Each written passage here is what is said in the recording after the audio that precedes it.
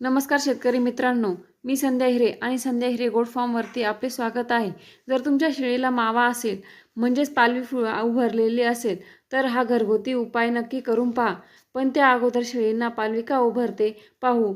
शेतात पाऊस आल्यावर जे बारीक गवत येते त्या गवतावर मावा चिटकलेला असतो आणि त्या आपल्या शेळीने गवत खाल्ल्यावर तो मावा आपल्या शेळीच्या तोंडाला चिकटतो आणि चिकटून राहिलेल्या मावा शेळीच्या तोंडाला इन्स्पेक्शन करतो तर तिचं पूर्ण तोंड सोलून निघतं. त्या ठिकाणी पूर्ण जखमा होतात. जखम तयार झाल्यानंतर त्याचं रूपांतर खोडात तयार होतं. नंतर खपली पकडतं आणि शेळीला 2 ते 3 दिवसानंतर तोंड आ करता येत नाही. तिला चारा खायला खूप अडचण येते.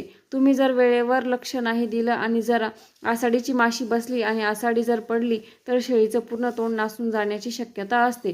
वेळेवर याचा उपचार करणे खूप गरजेचं आहे. फार मोठा रोगही नाही आणि फार अवघड पण उपचार नाही. योग्य वेळेवर उपचार केला तर शेळींच्या तोंडाला मावा लवकर बरा होतो. तर यावर साधा आणि सोपा उपाय आहे.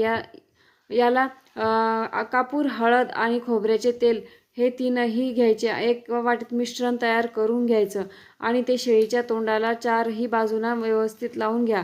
हा उपाय फक्त 3 दिवस करा. तोंडाला आलेल्या सगळ्या खपल्या निघून जातात आणि हळदीमुळे आणि कापूरमुळे काहीही माशी जंतू तिथे बसणार नाही. जर ही